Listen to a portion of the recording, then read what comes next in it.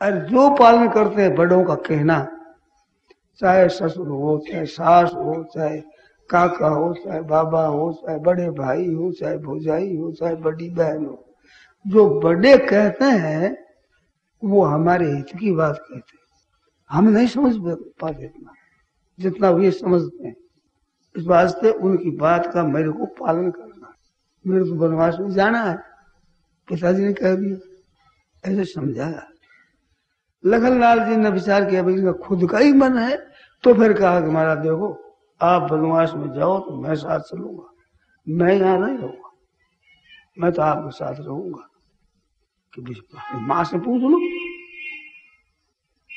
तो तुलसी कृत में भी आता है कि मैं माँ बाप को नहीं जानता हूँ, मैं तो आपको जानता हूँ, आप ही माँ बाप हो, माँ भी आप हो, बाप ही आप ही हो, बड़े आप ही हो, गुरु आप ही हो, जो कुछ हो जो आदरणीय आप हो, मैं तो साथ में चलूंगा। माता सुमित्रा से आज्ञा लो, माँ के जाकर पगा पड़ी और बात कही कि ऐसे महाराज वनवास में जा रहे हैं।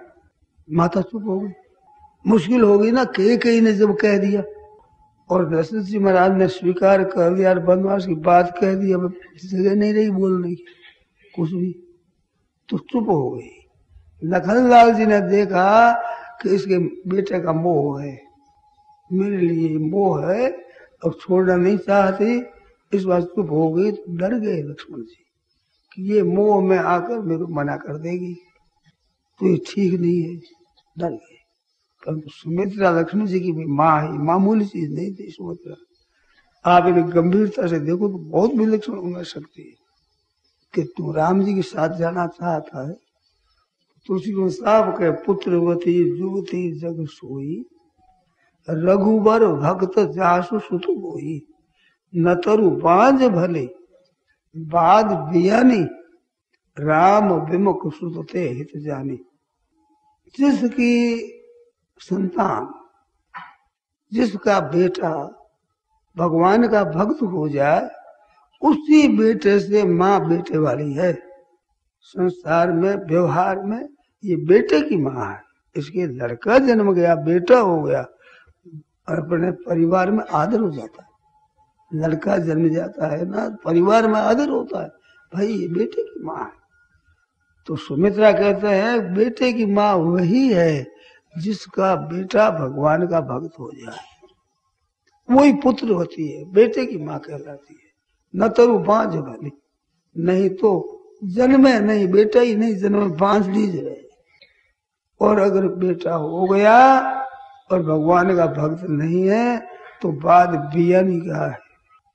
ये मनुष्य के लिए प्रयोग नहीं, गाय ब्याई है, भैंस ब्याई है, बकरी ब्याई है, ये ब्याना कहते हैं। इसके पैदा हो तो ब्याह कहता है। अगर भगवान का विमुख है बेटा तो वो बांझ भली थी, और नहीं तो क्या ब्याएगी बस, जय कुत्ती और गधी सुरड़ी बजी ब्याएगी बस, बाद ब्याह नहीं। राम विमुख सुतते हित जानती है, तो वह पशु है, मन उसने पशु पैदा किया, मनुष्य पैदा नहीं किया, ये बात बोली।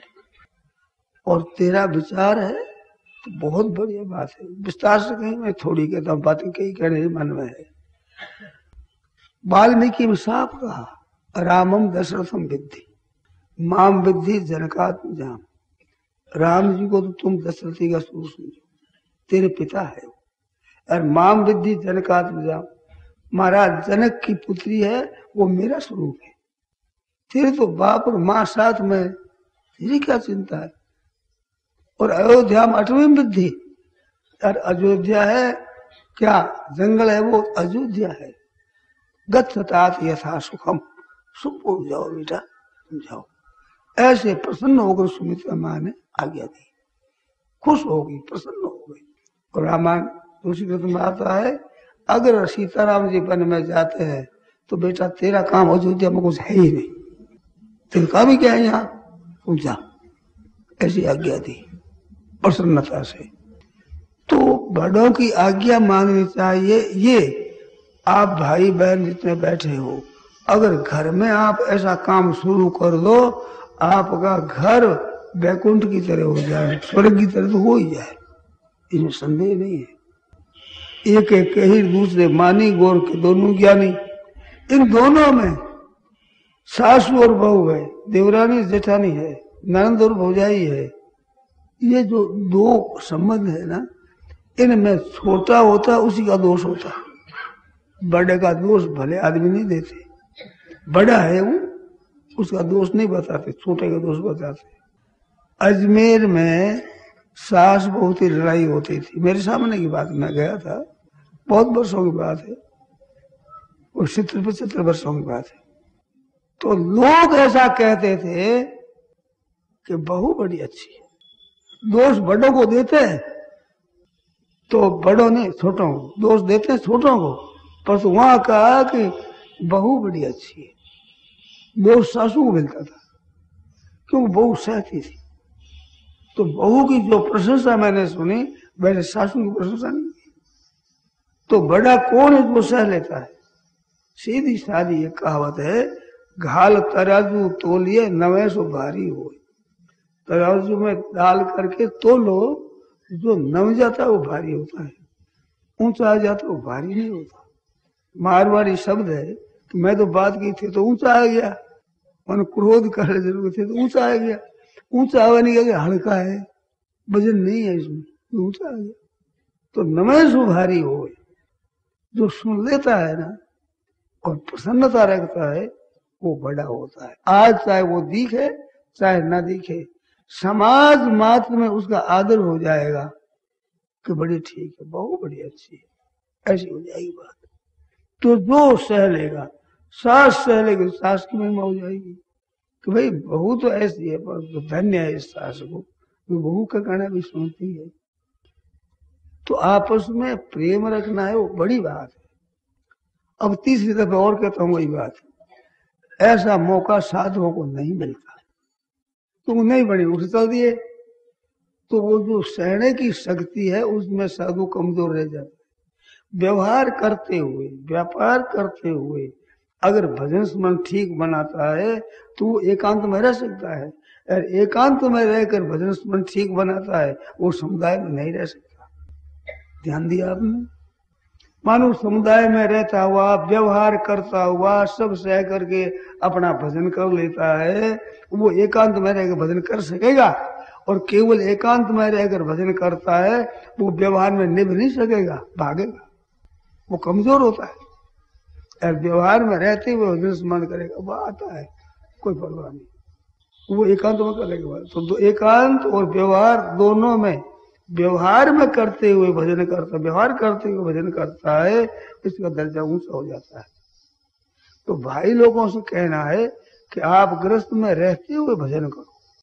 एक बात और कहता हूँ, समय समय पर समय निकालो, वक्त वक्त पर समय निकालो, जिसमें सत्संग करो।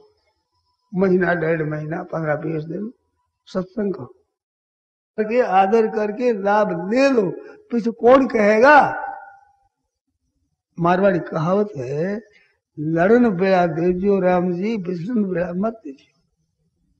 लड़ने का समय भले ही आ जाए, पर बिसरने की बात नहीं, अलग नहीं हो सकते हम। तो महाराज लड़ने वाला बैठा कहाँ है? लड़के जवान जवान बाप की बात को सुन करके गुस्सा कर लेते हैं, लड़ने लगते हैं। मैं पूछूं बात को, ऐसा कहने वाला कौन मिलेगा? वे बाप मर जाएंगे तो कौन कहेगा? तुम्हारे आचरणों से अगर दुख होता है, तुम्हारी अवनति से, पतन से दुख होता है तो बाप को होता है, दूसरों को होगा क्या? वे कड़वी कहते हैं सुधार के लिए, तुम्हारे भले के लिए कहते हैं। उनके हृदय में तुम्हारी हितैषिता है। ऐसी चिकनी चुपड़ी बातें करने वाले मित्रों के हृदय में हितैषिता वैसी नहीं है। ऐसी हितैषिता की तरह आप दृष्टि रखो। मेरे पिताजी ये कहते हैं, ठीक कहते हैं।